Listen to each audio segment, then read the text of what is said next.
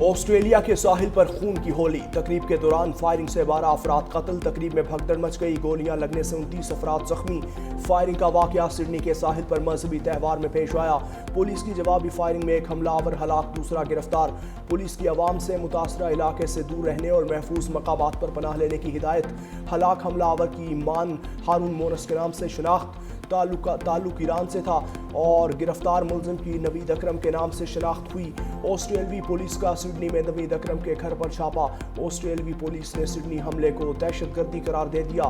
Press conference کرتے ہوئے کہا، حملہ ایک تہذیبی تقریب کو نشانہ بنانے کی کوشش تھی۔ آسٹریلوی وزیر اعظم اینتھونی البانیز نے واقعے کو افسوسناک قرار دیا، کہا ملک میں نفرت، انتہا پسندی اور دہشت گردی کی کوئی جگہ نہیں، ذمہ دار افراد کو ہر صورت کیفر کردار تک پہنچایا جائے گا۔ سڈنی فائرنگ واقعے میں مسلمان نے بہادری کی مثال قائم کر دی۔ 43 سالہ احمد احمد نے دہشت گرد پر جھپٹ کر اس سے بندوق چھین لی، دوسرے دہشت گرد نے اسے ٹانگ اور کندھے پر گولیاں مار کر زخمی کر دیا۔ احمد فروٹ شاپ کا مالک اور 2 بچوں کا باپ ہے۔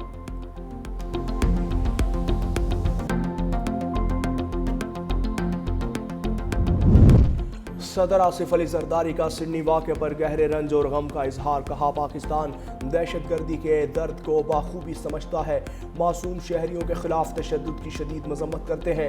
مشکل گھڑی میں آسٹریلیا کی حکومت اور عوام کے ساتھ یکجہتی کا اظہار، وزیر اعظم شہباز شریف کی لواحقین سے گہری تعزیت، ہر قسم کی دہشت گردی کی شدید مذمت کا اعادہ، مشکل وقت میں پاکستان کی آسٹریلیا کے عوام اور حکومت سے مکمل یکجہتی۔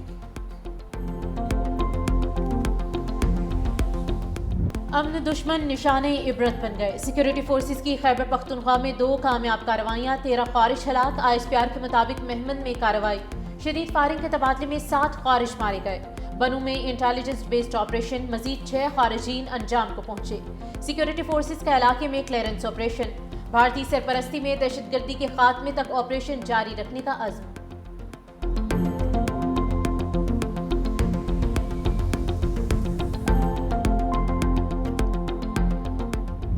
ہمارا SHO سٹی خاران قاسم صاحب، ان کو شہید کیا گیا تھا، جو قاتل ہیں جنہوں نے قلعتم تنظیم سے فتنہ ہندوستان سے جن کا تعلق ہے، یہ تینوں لوگ اس وقت ہماری کسٹڈی میں ہیں، جو جوائنٹ آپریشن میں ہوا، ساتھی ہیں جو اس میں انوالوڈ ہیں، ان کے متعلق بھی کارروائی جاری ہے اور کوشش ہے کہ وہ بھی جلد از جلد گرفتار ہو جائیں۔ بیسیکلی اس کو یہ کڈنیپ کرنا چاہتے تھے بس تاکہ اس کو اغوا کر کے لے کے جایا جائے، مگر شہید نے وہاں پہ رجسٹ کیا، اس کے لڑکوں نے رجسٹ کیا، جس پہ انہوں نے فائر کر کے اس کو شہید کر دیا موقع کے۔ بلوچستان میں امن دشمنوں پر زمین تنگ، خاران سے فتنہ ہندوستان کے 3 دہشت گرد شکنجے میں۔ DIG CTD نے پریس کانفرنس میں بتایا کہ دہشت گرد SHO سٹی خاران قاسم سے قتل میں ملوث تھے۔ ایڈیشنل چیف سیکرٹری داخلہ نے کہا کہ خاران میں آج کامیاب انٹیلیجنس آپریشن کیا۔ 2025 میں بلوچستان میں 78,000 آپریشنز کیے گئے، جس میں 700 سے زائد دہشت گرد ہلاک ہوئے۔ آپریشنز کے دوران 200 سیکیورٹی اہلکار بھی شہید ہوئے۔ صوبائی حکومت قیام امن کے لیے کام کر رہی ہے۔ پریس کانفرنس کے دوران گرفتار دہشت گرد کا اعترافی بیان بھی دکھایا گیا۔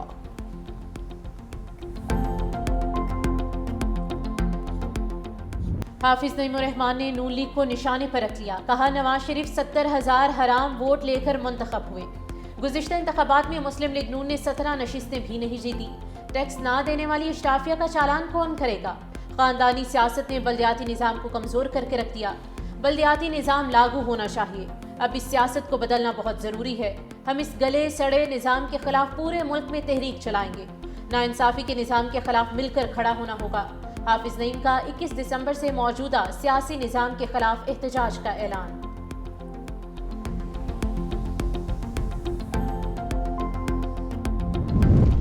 واشنگٹن پوسٹ نے طالبان کے بگرام ڈرامے کا پوسٹ مارٹم کر دیا، بگرام ایئر بیس پر جنگی طیاروں کی تیاری کا کچا چٹھا کھول کر رکھ دیا۔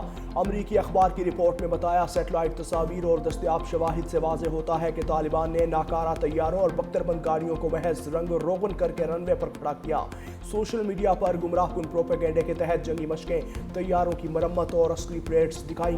امریکہ میں بعض تحقیقاتی اور مفاداتی حلقے بگرام ایئر بیس کی سرگرمیوں پر گہری نظر رکھے ہوئے ہیں۔ افغانستان میں چھوڑے گئے امریکی اسلحے میں بھی خصوصی دلچسپی، امریکی صدر ٹرمپ بھی بگرام ایئر بیس کی واپسی کا مطالبہ کر چکے۔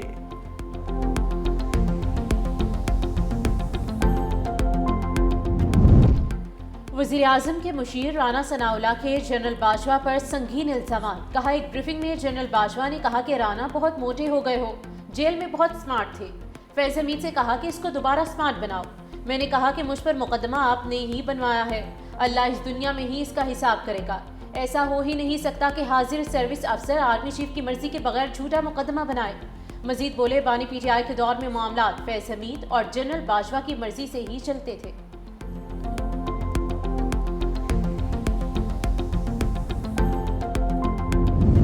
فیض حمید سے فیض یاب ہونے والوں کے لیے اچھی خبر نہیں. سابق رکن قومی اسمبلی محمود مولوی نے خبردار کر دیا. کہا پی ٹی آئی نے فیض حمید سے بہت فائدے اٹھائے. جس نے ملک کو نقصان پہنچایا اس کا احتساب ہوگا. سابق گورنر سندھ عمران اسماعیل نے کہا کہ پاک فوج نے ایک پاورفل شخصیت کا احتساب کیا. پاکستان نے آگے بڑھنا ہے تو واضح ڈائریکشن پر چلنا ہوگا.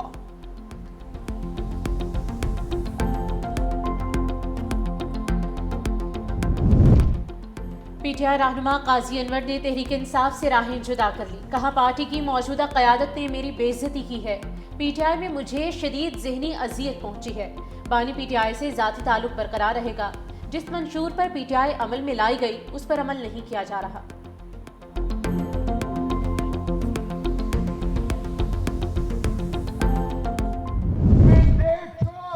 جس نے لاہور کی عوام کے مینڈیٹ پر ڈاکہ ڈالا ہے مجھے مشورے دے رہی ہے. اللہ کا مجھے مشورے دینے سے پہلے ذرا اپنے صوبے کا حال دیکھیں. پنجاب پولیس پورے پاکستان میں سب سے کرپٹ ترین ادارہ بن گیا ہے. یہ تو ان کا حال ہے اور مشورے ہم کو دے رہے ہیں. پنجاب میں اربوں روپے کی کرپشن ہو رہی ہے. وزیر اعلیٰ خیبر پختونخوا سہیل آفریدی کا الزام. کوہاٹ میں جلسے سے خطاب میں کہا کہ ہمیں مشورہ دینے والے پاکستان کو ڈبو رہے ہیں. وفاق نے 5300 ارب روپے کی کرپشن کی, اس پر کوئی بات نہیں کرتا. انگلی اٹھانے والے اپنی کرپشن دیکھیں. ہمیں این ایف سی میں حصہ نہیں دیا جا رہا. بانی اور بہنوں کو جعلی مقدمات میں پھنسایا گیا. پاکستان اور تمام اقوام کو متحد کرنا ہوگا.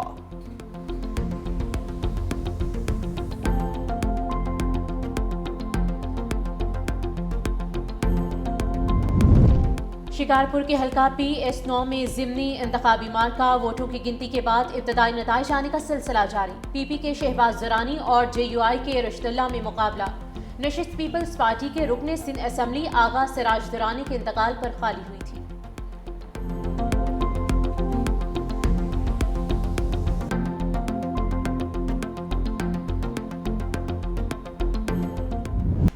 افغانستان سے بڑھتی دہشت گردی, ہمسایہ ممالک نے سر جوڑ لیے. ایران کی میزبانی میں بڑی بیٹھک. پاکستان, چین, روس, تاجکستان, ازبکستان, ترکمانستان کے نمائندوں کی شرکت. افغانستان کا نمائندہ دعوت ملنے کے باوجود غیر حاضر.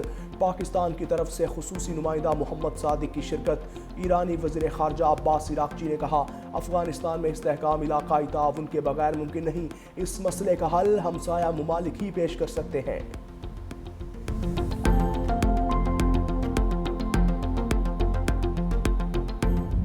افراد کے خلاف ایس آئی یو پر 10 مقدمات درج کر لیے گئے ہیں, جبکہ دیگر افراد کا کرمنل ریکارڈ اور ویریفیکیشن کی جا رہی ہے. یہ نیٹ ورک کی انفارمیشن آلریڈی بھی اویلیبل تھی. ان کے خلاف ڈیجیٹل اور دوسرے شاہد بھی موجود تھے.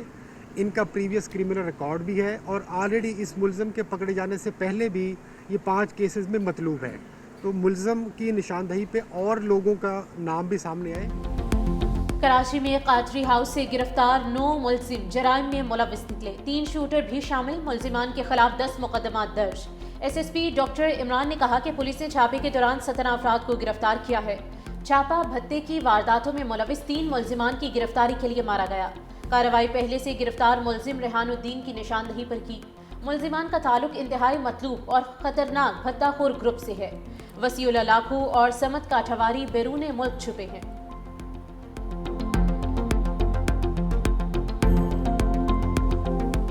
آج پاکستان دنیا کے ٹاپ 3 کرپٹو کنٹریز میں شمار ہے. 30 سے 40 ملین کرپٹو یوزرز ہیں. بغیر کسی ریگولیٹری فریم ورک, بغیر کسی کلاس روم, انہوں نے یہ انڈسٹری کو اڈاپٹ کر لی. جب عوام اتنی سسٹم کے اندر ہے تو کیا اسٹیٹ کا باہر رہنا سمجھداری ہے؟ ہم کرپٹو کو پروموٹ نہیں کرنا چاہ رہے, ہم کرپٹو کو ریگولیٹ کرنا چاہ رہی ہیں. کچھ لوگ کہتے ہیں کہ جی یہ کرنے سے رسک ہوگا. میں کہتا ہوں یہ نہ کرنے سے رسک زیادہ ہے. ہم پیچھے رہ جائیں گے.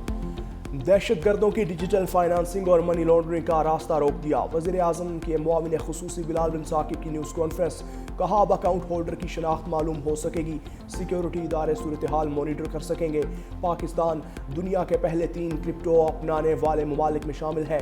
3 से 4 करोड़ पाकिस्तानी डिजिटल असासे इस्तेमाल करते हैं। हम क्रिप्टो करेंसी को रेगुलेट करना चाहते हैं। पहली बार एक्सचेंज के लिए आलमी मयार का रास्ता खोल दिया। बाइनांस और HTX को NOC का इजरा नई सोच का अमली कदम है। ये इकदाम नई सोच की अक्कासी और अदारा जाती तब्दीली है। पाकिस्तान अगले 10 साल में टेक्नोलॉजी के जरिए अपनी खुद मुख्तारी मुस्तहकम कर चुका होगा।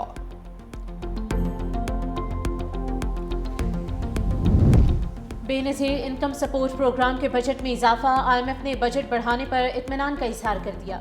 कफालत प्रोग्राम के इमदाद में मजीद इजाफे की भी सिफारिश कर दी। बैनुल-अक़वामी मयार के मुकाबले में बेनज़ीर कफालत प्रोग्राम की रकम कम है। समाजी तहफ़्फ़ुज़ के लिए बेनज़ीर इनकम सपोर्ट प्रोग्राम के बजट को मजबूत किया गया। गैर मशरूत नकद इमदाद की रकम 13,500 रुपये से बढ़ाकर 14,500 रुपये की जाएगी। कफालत प्रोग्राम की कवरेज में कम अज़ कम 2 लाख खानदानों का इजाफा मुतवक्के। कफालत प्रोग्राम की रकम में अफराती ज़र के मुताबिक एडजस्टमेंट जारी रखने की भी सिफारिश है।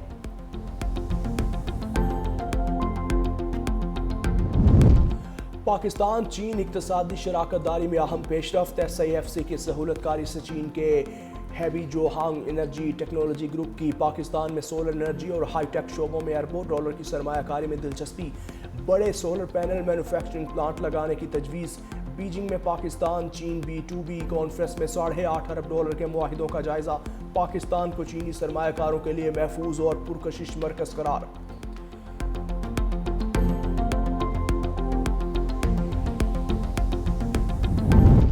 इसराइल का हमास के अहम तरीन कमांडर को निशाना बनाने का दावा।